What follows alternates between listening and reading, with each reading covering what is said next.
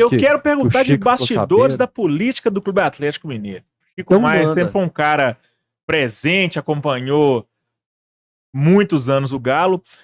A gente teve ali uma era Alexandre Calil e pós-Calil, o Galo pacificado politicamente, né? E hoje a gente tem a oposição, assim, as alas, apesar do Calil não estar mais ativamente político no clube, a gente tem os apoiadores dos R's e a ala Calil. Quando é que houve essa cisão no Galo e por quê? Rapaz, essa é uma passagem das mais tristes da história do Atlético, né? Isso começou lá atrás, quando o Galo eliminou o Cruzeiro, foi em 99, 2000. O Atlético ganhou do Cruzeiro de forma inesperada. Zezé Perrella, essa semana completou aniversário da classificação. Zezé Perrella era presidente do Cruzeiro e o Zezé adorava provocar o Atlético, né? Zezé tinha uma criatividade para sacanear com o Galo, um negócio impressionante nas entrevistas dele. E o Calil de volta. E o Calil, o maior frasista do futebol, Alexandre Calil. E, poxa, o Calil comandava o futebol do Atlético, o presidente do Atlético era o Ricardo Guimarães, e o Calil tinha um acordo com o Ricardo, que o Ricardo não interferia no futebol. O Calil é que mandava mesmo e tudo mais, e no máximo dava satisfação e conversava com o presidente. Começou lá no Nélio Brant, né? Começou com o Nélio Brant isso, aí o Nélio passou a presidência para o Ricardo, continuou e tudo mais, o Atlético foi vice-campeão brasileiro, inclusive, 99, não é?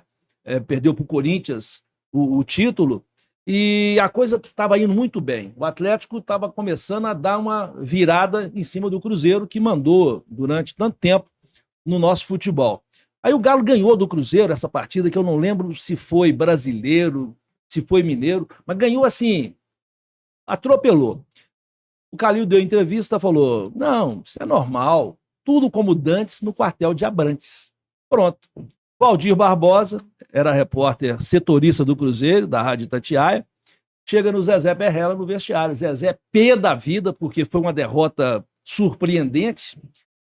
Zezé, o Calil disse lá que tudo como dantes no quartel de Abrantes. Ah, pra quê? O Zezé começou a falar e falou assim, mas é isso mesmo.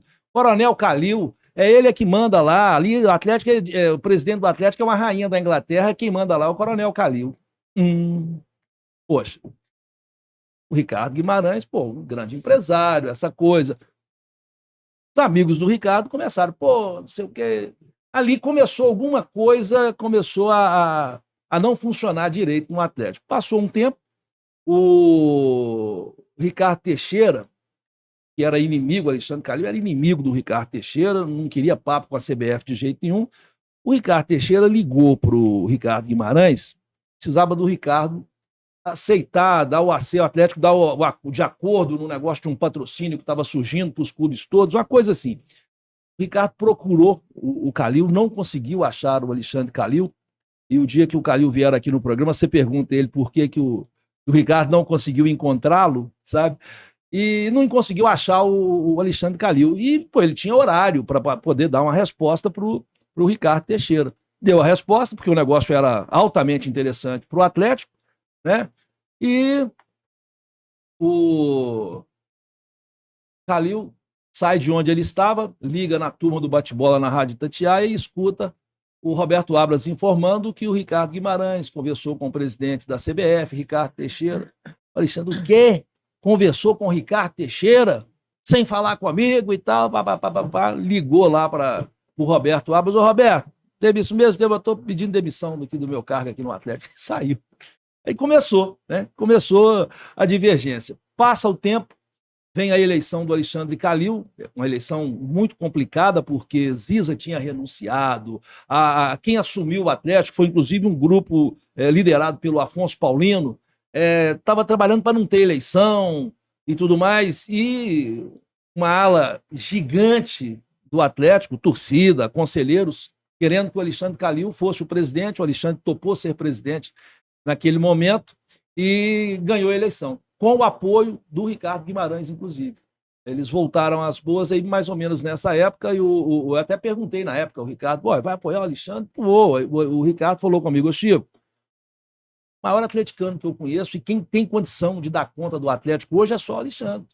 Só o Alexandre, porque o Alexandre, eu não sei se ele gosta mais do Atlético ou dos filhos dele, que é um negócio impressionante e tal, o Alexandre e tal.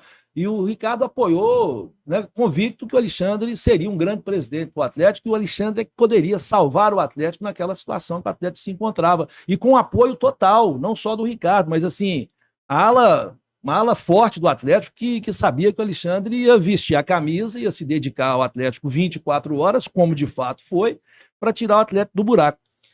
O Atlético estava bem, Ricardo Guimarães junto, né, participando, todo mundo ajudando o Alexandre a recuperar o Atlético, e passou o período do Alexandre, veio o Daniel Nepomuceno, tudo correndo bem, mas aí o Alexandre Calil virou prefeito. Aí veio a política, aí N situações. E houve divergências entre eles dentro do Atlético, questões de Atlético, questões políticas, aí vem a política partidária, eleição de presidente da República, alas Mas opostas. antes disso sempre teve opostos. troca de farpas, de gestões passadas, um falava daqui, um falava... Começou na reeleição do Alexandre Calil para a prefeitura. Eu achava que até antes disso, eu sentia alfinetadas sim, das duas foi partes. no Atlético, porque quando o Alexandre Calil se desentendeu com o Sérgio Sete Câmara, o Sérgio teve que recorrer a Ricardo Guimarães, a Rubens Menin, que estavam querendo entrar pro Atlético. E Qual aí foi o desentendimento entre o Calil e o Sete Câmara? Olha, aí questão de futebol, um monte de detalhe que vai somando, Sim. né, que foi cada um por um lado.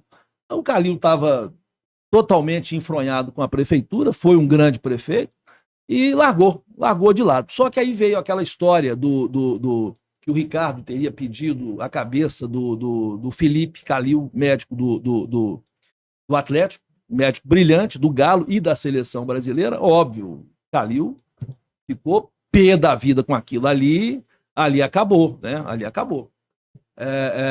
O Felipe, o Sérgio Sete Câmara, foi muito bacana, não quis dispensar o Felipe Calil, só que o Felipe também tem a personalidade dele, e ele é Calil, né? Calil Naves, o Felipe, falou, eu não fico mais no Atlético, não é porque eu sou filho do Alexandre, não, estava no Atlético, por causa da minha competência, saiu, o Felipe pediu para sair.